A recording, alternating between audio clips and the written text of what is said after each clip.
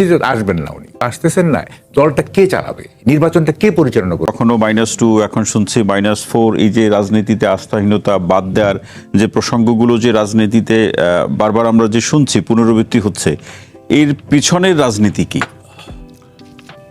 আচ্ছা, এগুলি না অনেক অনেক আলোচনা হয়েছে, আবার নতুন করে একটা আলোচনা শুরু হয়েছে এই প্রেক্ষাপটে। এটা আমি সেকেন্ড টার্মে বলি। আচ্ছা, এটা একটু অন্যরকম বলে নিয়ে এবার শুনছি -4। আচ্ছা, এটা আমি সেকেন্ড ব্রেকের পরে। জি জি প্লিজ।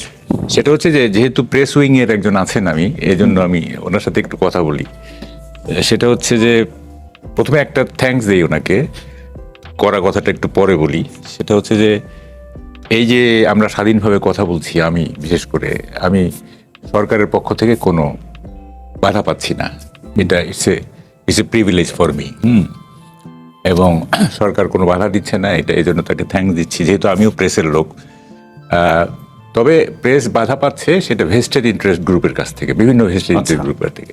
সেগুলি সরকার ট্যাকেল করছে না, সেদিক থেকে পরোক্ষভাবে কিন্তু সরকারও দায়ী, যেহেতু ভেস্টেড ইন্টারেস্ট গ্রুপ প্রেসকে নানাভাবে প্রভাবিত করার চেষ্টা করে। সেইটা সরকার কেন হ্যান্ডেল করে না, এইটা একটা আমার একটা মানে থাকলো আর কি। সেকেন্ডলি, করা কথাটা যেটা আমি ওনার মাধ্যমে চিফ অ্যাডভাইজারের কাছে জানাতে চাই, সেটা হলো যে এই যে দীর্ঘদিন ধরে ললেসনেস চললো সারা দেশে, হ্যাঁ, এইটা চিফ অ্যাডভাইজার কেন মানে অ্যাক্ট করলেন না, কেন নির্বিকার থাকলেন, এইটা আমি জানতে চাই। মানে ওনার মাধ্যমে আমি জানতে চাই কেন করলেন না। এবং সারা দেশ জুড়ে ললেসনেস হলো, নানা রকম মব হলো ইত্যাদি, উনি আর্মিকে অ্যাক্টিভেট করলেন না। এখন যদি বলেন যে না, আর্মিকে অ্যাক্টিভেট তো করতে চান না উনি, মাঠে আছে, হ্যাঁ, এবং সর্বশেষ তারা মাঠে ছিলেন, এবং আর্মিকে উনি তো হাইপার অ্যাক্টিভ করছেন গোপালগঞ্জে, 4-5টা লোক মারাও গেছে। তো অন্যান্য ক্ষেত্রে কেন অ্যাক্টিভ করলেন না? হাইপার অ্যাক্টিভ বা নর্মাল একটা অ্যাক্টিভেটেড তো করবেন, তাই না? সেটা উনি করলেন না, এইটা আমি একটু জানতে চাই। সেকেন্ডলি হচ্ছে, দেখেন উনি মানে স্টেটসম্যানশিপ বলতে যা বোঝায়, হ্যাঁ, সেইটা উনি হতে পারলেন না। এইটা আমার কাছে একটা মানে খুব বড় একটা কি বলে যে ডিস্যাটিসফ্যাকশন। স্টেটসম্যান আপনারা নিশ্চয়ই জানেন, এটা রোনাল্ড রেগান স্টেটসম্যানশিপের একটা সংজ্ঞা দিয়েছিলেন। তাকে জিজ্ঞেস করা হয়েছিল যে what is the difference between A politician and a Statesman. উনি বলছিলেন যে Statesman is a dead politician. খুবই চমৎকার উত্তর। অর্থাৎ একজন পলিটিশিয়ান তার মৃত্যুর মধ্য দিয়ে উনি স্টেটসম্যান হন। অর্থাৎ পলিটিশিয়ান দেখেন তার দলের স্বার্থ, তার গোষ্ঠীর স্বার্থ, কিন্তু স্টেটসম্যান দেখে রাষ্ট্রের স্বার্থ। সুতরাং পলিটিশিয়ানের মধ্যে যেটা থাকে সেইটার মৃত্যুর মধ্য দিয়ে একজন স্টেটসম্যান তৈরি হয়। জি, এবার দ্বিতীয় পর্যায়ে এটা বলুন। বলতে তো ফলে উনি স্টেটসম্যান হইতে পারলেন না, উনি রাষ্ট্রের অভিভাবক হতে পারলেন না। আমরা দেখলাম যে উনি কতগুলি গোষ্ঠীর মানে স্বার্থ রক্ষা করছেন। যাই হোক, এগুলি আমার কমপ্লেইন আর কি। এখন কি জানি বলছিলেন আপনি? আমরা কখনো শুনছি -2, এবার এখন আবার শুনছি -4 এর অভিযোগ। এর পিছনে রাজনীতি কি? এই আলোচনার পিছনে আমি বলছি, এই প্রসঙ্গে আমার একটা বক্তব্য আছে। সেটা হলো যে তারেক রহমান যেহেতু দেশে আসতে পারছেন না এবং উনি দেশে আসবেন না, দেশে আসবেন না মানে ইন নিয়ার ফিউচার, হ্যাঁ, নিয়ার ফিউচার, হয়তো মানে অনেক পরের সিচুয়েশন কি হয় সেটা পরের ব্যাপার। তো যেহেতু উনি আসবেন না, সেহেতু এই দলের এই নেতৃত্ব রাখার আমি মনে করি না এটা রাখা উচিত। এইটা ডেলিভার করা উচিত টু মানে প্রেফারেবলি জোবাইদুর রহমানের উপরে। কারণ হচ্ছে যে মানে আমি যদি দেশে না আসতে পারি, এবং আমি দলকে যদি লিড করতে না পারি, তাহলে আমি কেন এই দায়িত্ব রাখবো? হ্যাঁ, এবং দেখেন পৃথিবীতে কিন্তু তিনি তো বাইরে থেকেও দলকে লিড করছেন। This is not enough. এগুলো অনেক প্রশ্ন উঠছে, কিন্তু অনেক প্রশ্ন উঠছে, সেগুলি আমি আলোচনা করতে চাই না। প্রথম কথা হচ্ছে যে দেখেন, পৃথিবীতে কিন্তু অনিবার্য বলে কিছু না, কেউ অনিবার্য নয় কিন্তু, হ্যাঁ। এবং ফ্রান্সের প্রেসিডেন্ট দগালের একটা কথা আছে, গ্রেভিয়ার্ডস আর ফুল অফ ইনডিসপেন্সেবল পারসনস। কবরস্থানগুলি অপরিহার্য লোকদের দ্বারা পরিপূর্ণ। এবং এই কথার প্রেক্ষিতে আমি প্যারিসে গিয়ে সব গ্রেভিয়ার্ড দেখছি, হ্যাঁ, দেখি যে সেখানে ভলটেয়ার, রুশো, নেপোলিয়ন, মলিয়ের, জাপল সার্ত্রে সব কবরে শুয়ে আছে। এক সময় শেষ করি, এক সময় তারা অপরিহার্য ছিল, কিন্তু তারা কবরে চলে যাওয়ার পরে কিন্তু সোসাইটি থেমে থাকে নাই, রিপ্লেসড হয়েছে। সো দ্যাট ইজ, কোনো লোকই অপরিহার্য নয়, হ্যাঁ। যেমন বঙ্গবন্ধু মনে হয়েছিল স্বাধীনতার নেতৃত্ব দিতে মনে অপরিহার্য। উনি নাই, দেশ কি চলছে না? চলছে তো। জিয়ার অপরিহার্য মনে হয়েছিল, দেশ চলছে না। ফলে অপরিহার্য বলতে কিছু নাই। হ্যাঁ, এখন যেহেতু আমি তারেক রহমান যদি দেশে আসতে পারতেন, তাইলে উনি ঠিক আছে, কিন্তু উনি যেহেতু দেশে তিনি তো একটা বক্তব্য একটু যুক্ত করি মাহমুদ ভাই, সেটা হচ্ছে তারেক রহমান তিনি বলছেন যে তার দেশে আসাটা তার একক সিদ্ধান্তের উপরে নির্ভর করে না, এরকম একটা বক্তব্য তিনি রেখেছেন। এখান থেকে কিছু বোঝা যায় কি? বুঝতে না, যে যত বাধাই থাকুক, জি আমি বলছি যত বাধাই থাকুক, উনি প্রথম কথা হচ্ছে মা এত অসুস্থ, মা এক নম্বর কথা। তার চেয়ে বড় কথা আরেকজন মা, সেটা হচ্ছে দেশমাতৃকা। হ্যাঁ, উনি তো দেশে চলে আসবেন। হ্যাঁ, এখন যদি ধরেন স্ট্যাটাস প্রবলেম থাকে ইংল্যান্ড, তো কথার কথা ধরেন, হ্যাঁ অ্যাসাইলাম বা কি একবার আসলে দরকার নেই, আমি আর ইংল্যান্ডে যাবো না, কি দরকার? আমার দেশ বড়, সবচেয়ে বড় কথা, তাই না? আমার নিজের দেশটা বড়। জি, তো উনি চলে আসবেন।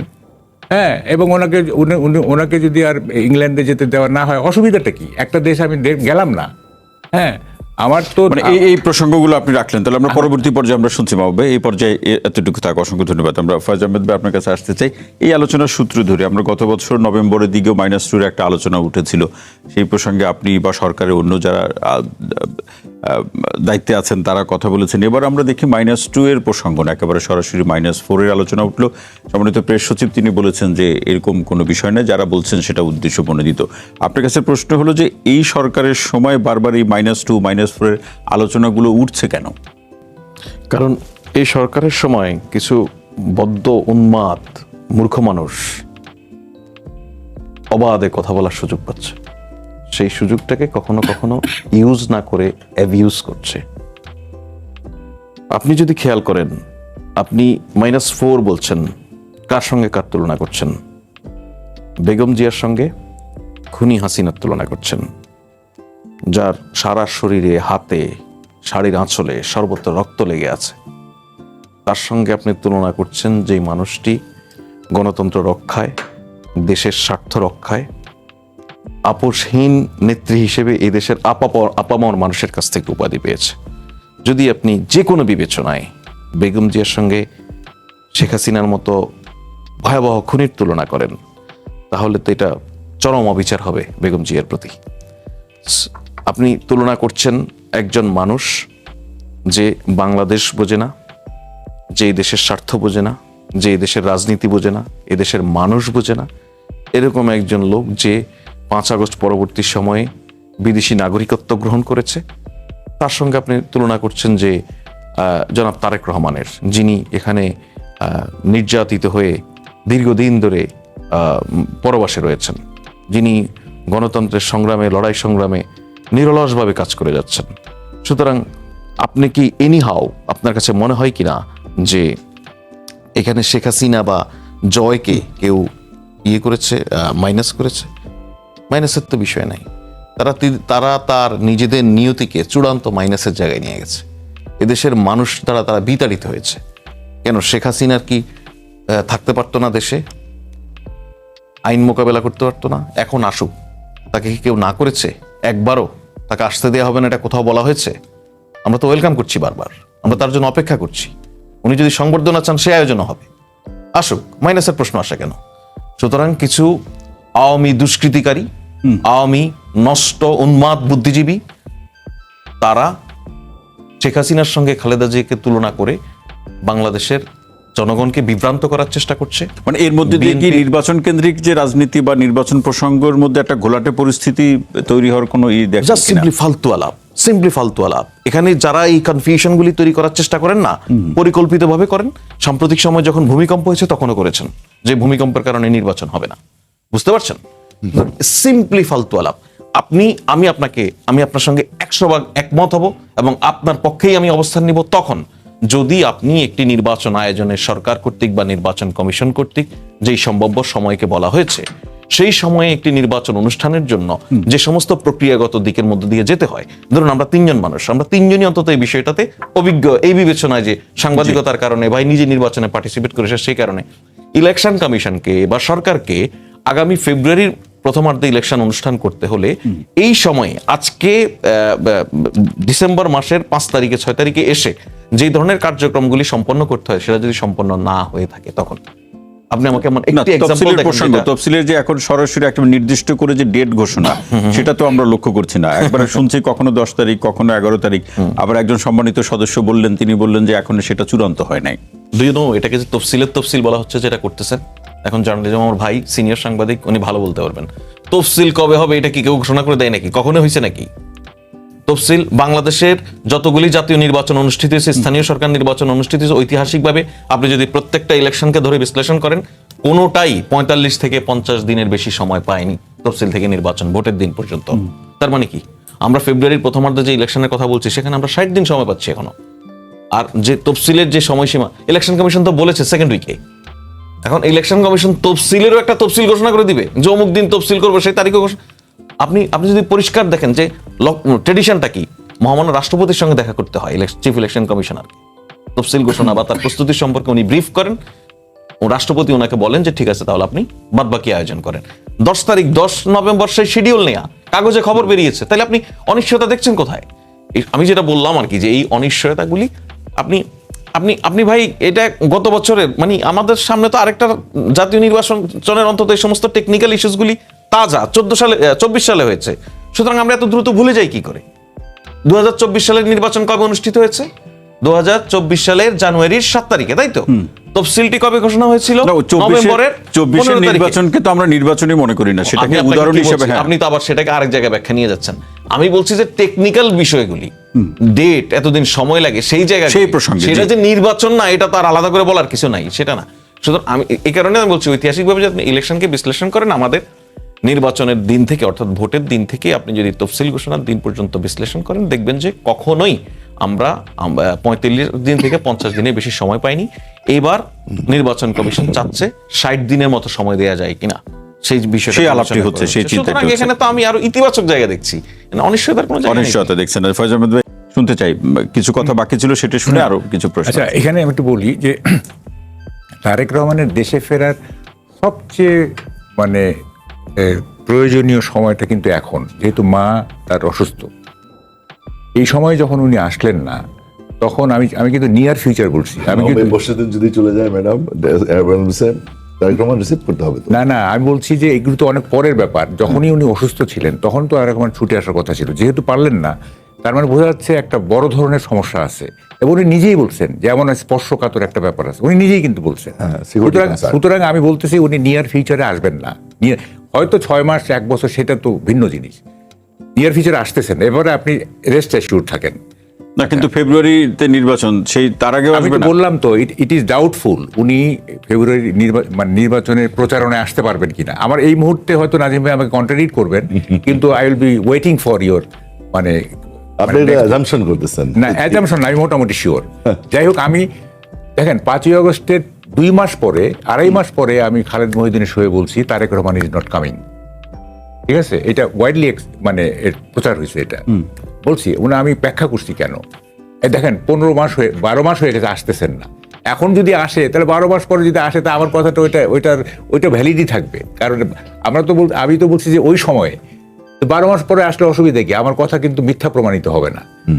আমি বলছি যে আসবেন না উনি। যাই হোক, এখন কথাটা হচ্ছে যে উনি যেহেতু আসতেছেন না, দলটা কে চালাবে, নির্বাচনটা কে পরিচালনা করবে? দেখেন 2018 সালে মিসেস জিয়া জেলে, তারেক রহমানও নাই, কিভাবে আপনারা ইলেকশন করছেন?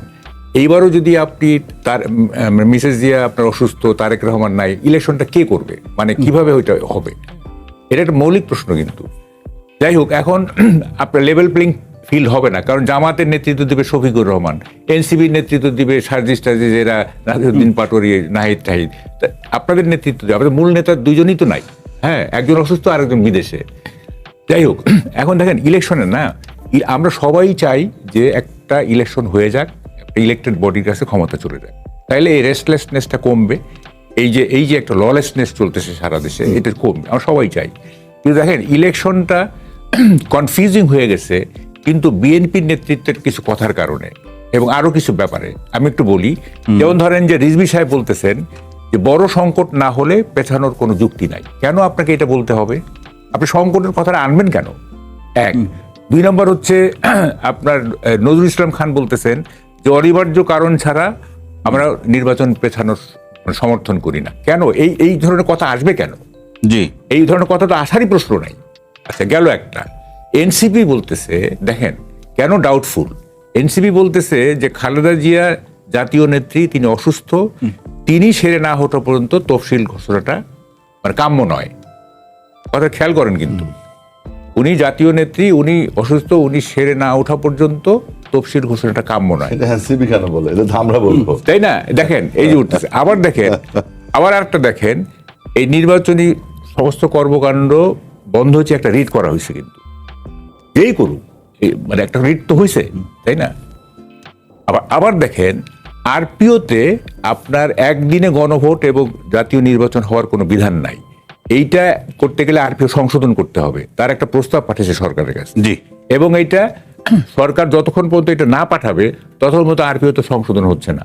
আর আরপিও যদি আপনি সংশোধন না করেন তা আপনি তো আর তফসিল ঘোষণা মানে করতে পারবেন এই প্রশ্ন এবং প্রসঙ্গগুলোর কারণে আপনার সংশয়ের হ্যাঁ, জায়গা। আমাকে না, আমি শুনেন, এইটা যে কোনো ডাউট, যে কোনো যত ছোটই হোক, ডাউট ইজ ডাউট।